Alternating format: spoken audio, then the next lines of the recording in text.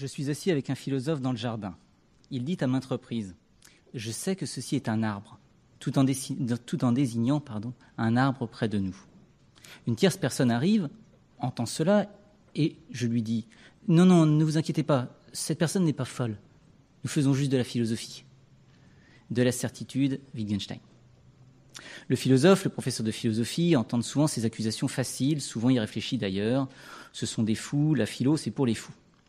Ce réflexe critique est particulièrement tentant dans le cas de Wittgenstein, dont la biographie regorge d'anecdotes étranges et troublantes. Tour à tour décrit comme suicidaire, névrotique, perfectionniste, autoritaire compulsif, surtout avec les enfants, proche de l'agoraphobie, etc.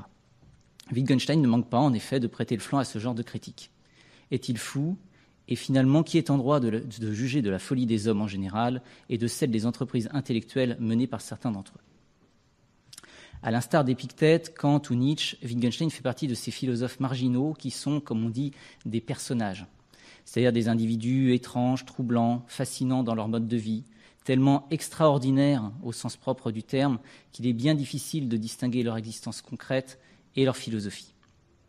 Or, c'est vrai, être volontaire au front durant la Première Guerre mondiale, être enseignant dans une prestigieuse université à Cambridge et choisir de devenir jardinier dans un cloître, être tout autant passionné par l'aéronautique, la logique, que par les westerns, léguer l'immense fortune dont on a hérité à ses sœurs, mais refuser de la donner aux pauvres en estimant que cela leur évite d'être perturbés par l'argent, fabriquer des cerfs-volants et des radiateurs de coin, considérer que la plus importante partie de son œuvre, c'est celle que l'on n'a pas écrite, préférer écouter la messe dans des langues qu'on ne comprend pas, se murer parfois dans le silence durant des jours entiers dans une cabane que l'on s'est soi-même fait construire en Norvège au bord de la mer, cela fait beaucoup pour être considéré comme normal, surtout dans l'Autriche du début du XXe siècle. Cela fait beaucoup pour être considéré comme normal, mais est-ce suffisant pour être considéré comme fou ? Commençons donc par éclaircir ce point qui, comme beaucoup d'autres, est un point de langage. La folie peut être considérée comme une déviance et une aliénation. Une déviance parce qu'elle indique un écart, un décalage répréhensible par rapport à une norme.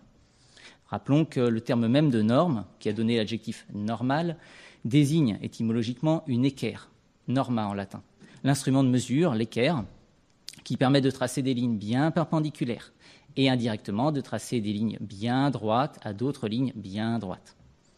La norme représente donc ce qui est droit, la ligne, l'angle à 90 degrés, et ce qui doit être suivi pour ce motif, pour cette raison. Elle indique ce qui correspond à l'idée qu'on se fait de quelque chose, d'une fonction par exemple. Un homme politique pourrait par exemple promettre, s'il est élu, d'être un président normal. De même, la norme indique le droit chemin, ce qu'il est normal de faire ou de penser, et par association sémantique, ce que la majorité des gens pensent et font. Toute la question est alors de savoir si l'écrasante majorité des gens font quelque chose de normal parce que c'est là le droit chemin, celui que leur indique leur saine raison et leur bon sens, ou si ce n'est pas au contraire parce que l'on considère a priori que quelque chose est conforme à un prétendu droit de chemin, que l'écrasante majorité des gens s'y conforment et, de façon grégaire, se mettent à penser et à agir de cette manière. Nous retrouvons ce problème, que nous ne faisons ici que souligner au passage, au sujet précis de Wittgenstein et de cette entreprise apparemment un peu folle que l'on appelle la métaphysique. Il serait insuffisant de décrire la folie comme une simple exception ou une originalité. La folie est une anomalie qui doit être combattue, corrigée, supprimée. Le fou est potentiellement dangereux pour la société et pour lui-même. Il est aliéné, éloigné de ce qu'il devrait être, étranger à la véritable nature de l'homme, à la raison. La folie est donc une affaire sérieuse, puisqu'elle engage la stabilité de la société et l'image que nous nous faisons de nous-mêmes, de notre propre humanité, en tant que personne normale. Une fois ces bases posées, nous pouvons remarquer que le rapport de Wittgenstein à la folie des hommes est un sujet assez complexe. Il l'est tout particulièrement si on ne se contente pas de souligner le caractère original de Wittgenstein en tant qu'individu, comme je l'ai fait, mais si l'on s'intéresse plus sérieusement à un type particulier de discours, de recherche, de tournure psychologique, ce que l'on appelle de façon d'ailleurs assez vague la métaphysique. En effet, Wittgenstein est généralement présenté comme l'un des grands adversaires modernes du projet qui habite la métaphysique, tant dans ses formes antiques, Platon, Aristote, Plotin, Thomas d'Aquin, que classiques Descartes, Spinoza, Leibniz, ou moderne, Hegel, Schelling, Heidegger. Il s'inscrit ainsi dans le sillage intellectuel qui comprend Hume, Kant, Auguste Comte, Nietzsche, et se rallie aux penseurs du XXe siècle, avec lesquels il est d'ailleurs souvent confondu, Russell, Carnap, Schlick, Weissmann, les représentants du célèbre Cercle de Vienne des années 1930, etc. Mais en quoi la métaphysique serait-elle une manifestation historique, traditionnelle de la folie des hommes ? Et plus précisément de la folie de certains d'entre eux, les métaphysiciens. Ce qui caractérise ces derniers, selon Wittgenstein, c'est qu'ils tentent, depuis Platon au moins, de produire des discours sensés et rationnels sur les fondements de l'existence du monde, sur le sens de notre existence, sur la possibilité du destin, de Dieu, de l'âme, d'une vie après la mort. Ils recherchent non seulement des explications, mais aussi des preuves à notre existence, à celle de l'univers en général, à celle de Dieu. Wittgenstein a développé une critique radicale de cette folle prétention, allant beaucoup plus loin que Kant ou que Russell, et affirmant que l'ensemble des énoncés de la métaphysique sont dépourvus de sens. L'ensemble des énoncés, c'est-à-dire non seulement les hypothèses et les réponses envisagées, mais les questions mêmes auxquelles ces hypothèses et ces réponses se rapportent. Selon l'expression employée par Wittgenstein lors de la rencontre du 30 décembre 29 avec les membres du Cercle de Vienne, tous ces énoncés ne sont que des bavardages. Les bavardages sont fort sympathiques et socialement très utiles. Discussions de fin de repas, entreprises de séduction, etc. Mais, comme le dirait le second Wittgenstein, ils n'appartiennent pas au même jeu de langage que la science, qui est une activité sérieuse. Et comme ces fous qui ont des apparences d'êtres normales, de personnes saines d'esprit, les bavardages des métaphysiciens possèdent une illusion de sens, une illusion de consistance. En réalité, ils sont totalement dérisoires et absurdes. Cette tendance de l'esprit humain n'est pas accidentelle. Il s'agit au contraire d'une tendance naturelle. C'est une tendance naturelle à dépasser, comme l'on pourrait dire en langage kantien, les bornes de la connaissance. Le statut du métaphysicien est donc ambigu, à la fois du côté de la norme et de la folie. Normal, puisque tout homme est potentiellement habité par ce type de questions. Fou, hors du champ de la raison, puisque cette tendance repose de bout en bout sur une illusion liée au langage, à la logique, à l'usage correct des mots, qui ne peuvent saisir réellement l'étonnement qui nous pousse à vouloir faire de la métaphysique. Aristote, l'inventeur du mot métaphysique, voyait lui-même l'étonnement comme origine de la philosophie. Mais il n'aurait pas vu que si cette entreprise était très excitante pour l'esprit, elle ne pouvait que provenir d'un désir vain et insensé. Les mots ne peuvent pas avoir de sens au-delà d'une certaine limite. Comme le souligne Wittgenstein au sujet des écrits de Heidegger, il faut bien distinguer ce que l'on veut dire et ce que l'on dit finalement. Je cite. « Je puis, dit Wittgenstein, sans mal me représenter ce que Heidegger veut dire par être et angoisse devant le néant. C'est une tendance naturelle chez l'homme de venir se heurter aux limites du langage. Penser à l'étonnement devant le fait que quelque chose existe. Étonnement que l'on ne peut exprimer par aucune question et qui ne comporte pas non plus de réponse. Tout ce que nous aimerions dire ici ne peut être a priori qu'un non-sens. Nous n'en courons pas moins nous jeter contre les limites du langage. » La métaphysique représente une littérature étonnante, mais elle n'est en aucun cas un savoir, une science. On ne saurait même lui concéder qu'elle a le mérite d'émettre des hypothèses fécondes, profondes, mais malheureusement invérifiables. Car les questions mêmes qu'elle pose n'ont aucun sens.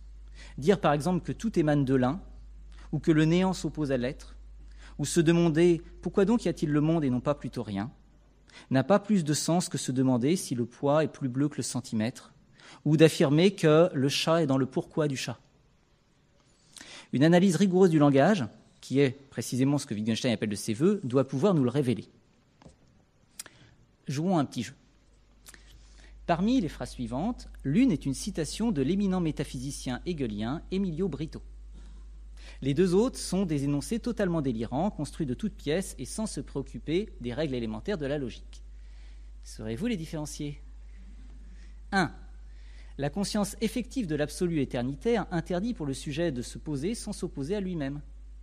2.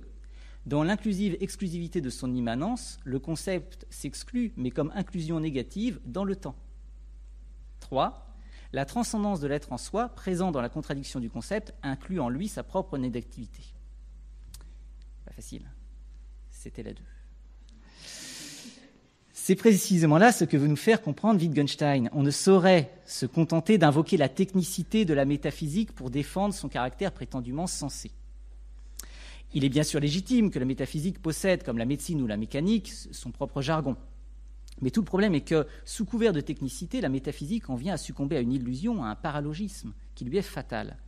Elle en vient à croire de façon sincère qu'elle dit quelque chose sur le monde, sur le sens de l'existence, sur le bien, sur le mal. C'est en ce sens que le Tractatus, publié en 1919 avec l'aide de Bertrand Russell et de quelques-uns des amis de Wittgenstein, présents à l'université de Cambridge, s'efforce de montrer pourquoi une phrase ne peut avoir de signification que si elle respecte certaines exigences, qui ne sont pas culturelles, mais inhérentes à la nature même de la logique. On retrouve la même idée dans l'ouvrage De la certitude. Pour que cela ait un sens, par exemple, de se tromper concernant ce que l'on voit ou ce dont on se souvient, il est nécessaire qu'il y ait quelque chose qui soit hors de ce doute, auquel on accorde confiance. Se demander si l'on ne fait pas une erreur en réalisant un calcul, ou si l'on n'est pas victime d'une illusion quand on perçoit quelque chose, ou que l'on se souvient d'un événement passé, a un sens. Un doute modéré peut être l'œuvre d'une personne sensée, mais prudente.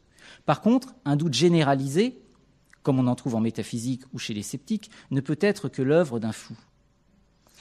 Je cite Wittgenstein, De la certitude. Si un beau jour, mon ami s'imaginait avoir à tort vécu longtemps à tel ou tel endroit, je n'appellerais pas cela une erreur, mais plutôt un dérangement mental, peut-être passager. Toute croyance fausse de ce genre n'est pas une erreur. Mais où est la différence entre erreur et dérangement mental ? Ou encore, d'où voyons-nous si je traite quelque chose comme une erreur ou comme un dérangement mental ?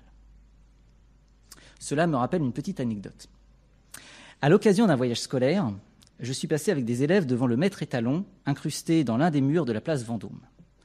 Il est l'un des 2 derniers maîtres en marbre visibles à Paris sur les 16 installés initialement. L'un de mes élèves me dit à ce moment « Ah, monsieur, c'est dommage qu'on n'ait rien pour le mesurer, sinon on aurait pu vérifier que le maître étalon faisait bien 1 mètre. » J'ai essayé de lui expliquer l'absurdité et par là même l'intérêt hautement philosophique, involontaire, de sa phrase. J'y suis parvenu, au bout d'une dizaine de minutes, en lui disant « Écoute, si tu te mets à mesurer le réverbère qui est là-bas, tu vas passer pour un type étrange. Mais après tout, tu recenses peut-être tous les réverbères parisiens de plus de 60 cm de diamètre. Par contre, si tu te mets à mesurer le maître étalon, tu vas vraiment passer pour un fou. » Autrement dit, à partir d'un certain niveau de doute, le doute lui-même devient absurde.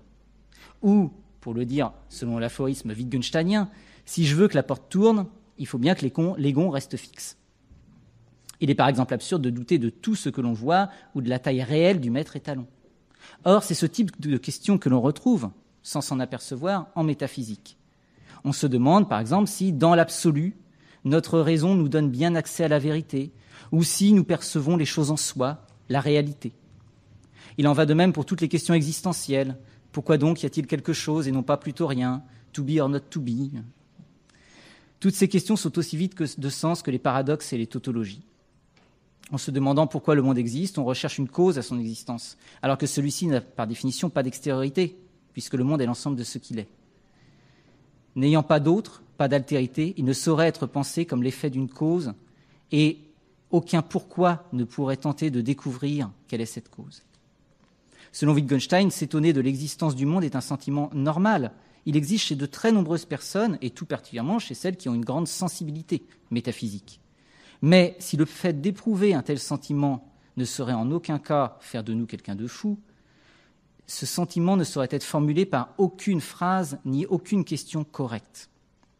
Le problème de la métaphysique viendrait donc du fait que les hommes ne questionnent pas les limites du langage, qui n'est pourtant pas toujours logiquement bien ordonné, avant de l'utiliser.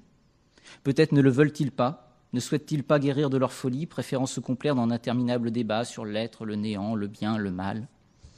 C'est pourquoi le Tractatus se clôt sur une célèbre injonction au silence. Ce dont on ne peut parler, il faut le taire. Ou selon une autre traduction, sur ce dont on ne peut parler, il faut garder le silence. Cela ne retire rien au fait que Wittgenstein éprouva souvent des sentiments métaphysiques, mystiques, à condition de bien comprendre que, pour lui, je cite, « ce n'est pas comment est le monde qui est mystique, mais qu'il soit ». Il ne fait en aucun cas partie de cette frange de positivistes et de défenseurs de la philosophie analytique qui sont exclusivement tournés vers les sciences et insensibles à ce que Romain Rolland nommait des sentiments océaniques, ou encore des sentiments cosmiques, métaphysiques, mystiques, religieux. Tous ces adjectifs conviendraient probablement à Wittgenstein qui, comme il le dit dans la conférence sur l'éthique, les respecte profondément et ne saurait sur sa vie les tourner en dérision. Il pointe seulement la folie du projet métaphysique, mais se garde bien de critiquer le métaphysique en tant que disposition psychologique, affective, existentielle. Vouloir exprimer ce qui est d'ordre mystique ou métaphysique est pure folie. Folie d'ailleurs aussi grave que de nier son existence. Mais Wittgenstein n'y voit pas seulement une erreur, il s'agit d'une faute morale ou d'une faute de style, dit-il. Et quand on connaît l'importance que Wittgenstein accorde à l'éthique et à l'esthétique, ce n'est pas peu dire. Au risque d'être soi-même pris pour un fou par la majeure partie des non-initiés, il y a donc une exigence éthique à ne pas parler d'éthique, une vérité métaphysique qui ne saurait être saisie par aucun système de pensée métaphysique, une révélation religieuse qui ne saurait être exprimée par aucun dogme et par aucune liturgie religieuse. Dans ces domaines, le Tractatus, faute de pouvoir en parler en se tenant à l'extérieur d'eux, tente de les délimiter de l'intérieur, comme le dit Wittgenstein dans une lettre adressée en 1919 à un certain monsieur Ficker. Les traités de morale, de métaphysique, de théologie partent, comme l'on dit, d'un bon sentiment, mais ne peuvent que manquer et gâcher ce qu'ils veulent exprimer. Sur ce point, Wittgenstein se rapproche fortement de Carnap. Pour tous deux, la musique, l'art, peut peut-être permettre de dépasser et de transfigurer la métaphysique. Elle a l'élégance de ne rien vouloir dire de vrai. Et c'est précisément pour cela qu'elle est dans le vrai. C'est ce que Wittgenstein lui-même, musicien et mélomane, dira de l'œuvre de Beethoven. Beethoven est absolument réaliste. J'entends par là que sa musique est absolument vraie. Je veux dire, il voit la vie entièrement comme si elle était, elle voit la vie entièrement comme elle était. Et puis, ensuite, il l'élève. C'est de la religion, de part en part, mais pas du tout de l'écriture religieuse. C'est pourquoi l'échelle est l'objet wittgensteinien par excellence, le symbole de son rejet et de son dépassement du dérangement mental métaphysique. Le lecteur du Tractatus doit, comme il le dit, pour ainsi dire, jeter l'échelle après y être monté. Cette philosophie est un outil indispensable, mais c'est une échelle, donc il est encombrant. Il ne saurait être emmené avec soi une fois que l'on est parvenu à franchir le mur ou à monter à l'étage. La philosophie de Wittgenstein n'est pas une doctrine, mais une méthodologie. Elle n'est pas un ensemble de thèses, mais une échelle faite pour grimper vers ce qui a du sens. Elle n'est pas l'apport d'une réponse à une question, mais une pratique médicale qui permet de se rendre compte qu'il n'y a pas du tout de question, que la métaphysique est une tournure d'esprit hypocondriaque. Mais si l'on prend bien soin de distinguer, comme le fait Wittgenstein, entre parler et montrer, on comprend comment toutefois il est possible de montrer et par là même de communiquer à autrui, non pas des réponses, mais des sentiments métaphysiques. Faute de pouvoir monter sur l'échelle wittgensteinienne, les métaphysiciens restent prisonniers de leur propre folie et ne peuvent que se perdre dans une logorée sans fin, sans pouvoir saisir l'absolu. Comme le dit Wittgenstein, si seulement on ne tente pas d'exprimer ce qui est inexprimable, alors rien ne se perd. Bien au contraire, l'inexprimable est, inexprimablement, contenu dans ce qui est exprimé. Proche de la critique kantienne du mauvais enthousiasme, Russell reconnaissait lui aussi l'existence de bornes à la connaissance humaine. Mais totalement athée et dénonçant surtout l'obscurantisme moral et intellectuel dont fit preuve la religion au cours de l'histoire, il ne partageait guère le mysticisme de son ancien élève, Wittgenstein. Russell déplora d'ailleurs que Wittgenstein ait si souvent été tenté de se réfugier dans le silence et dans la solitude, et qu'il soit par exemple allé s'isoler dans d'improbables recoins d'Autriche, Puckberg, Trachenbach et Ottenhall. Il est devenu complètement mystique, écrivit un jour Russell en parlant de Wittgenstein. Cette critique, car pour Russell l'adjectif mystique est manifestement très péjoratif, faisait peut-être écho au grief que Wittgenstein lui avait fait un jour, quand il était encore son élève, au sujet de son Tractatus. Wittgenstein dit à Russell « Ne vous en faites pas, je sais que vous ne le comprendrez jamais ». Guérissons de la folie métaphysicienne, mais n'ayons surtout pas la folie de vouloir guérir de la sensibilité métaphysique. Elle est si précieuse qu'elle doit au contraire être cultivée, que ce soit par une activité artistique, notamment la musique, par la contemplation du caractère sublime de certains phénomènes de la nature, mais il s'agira plutôt d'une approche kantienne que wittgensteinienne, ou par la solitaire et silencieuse contemplation du fait que le monde existe. C'est l'imprudence, l'impudence et la folie des hommes qui leur fait penser que le fait de se taire est un aveu de faiblesse. Le silence est peut-être au contraire le meilleur mode d'expression de la métaphysique, et pour tout dire, à la fois un devoir, un courage et une certaine élégance de la pensée. On pourrait d'ailleurs remarquer que chez certains mystiques ou certains métaphysiciens, on retrouve des idées qui ne sont pas si éloignées de celles de Wittgenstein, notamment chez Plotin, qui lui-même clôt son livre « Les Énéades », celui que l'on a appelé « Les Énéades », sur une injonction au silence et, comme le dit Plotin, sur une fuite vers l'un, vers le seul, au risque de passer lui-même pour un fou. On reconnaît donc une certaine proximité de pensée entre cet prétendument ardent critique de la métaphysique qu'est Wittgenstein et certains métaphysiciens. C'est que, comme on dit, les grands esprits se rencontrent. Ou comme on dit parfois, tous les esprits, car finalement tous les esprits de même taille se rencontrent. Ceux des gens normaux et ceux des fous, ceux de certains anti-métaphysiciens et ceux de certains métaphysiciens. Pour tous, une théorie métaphysique risque de gâcher la sensibilité métaphysique.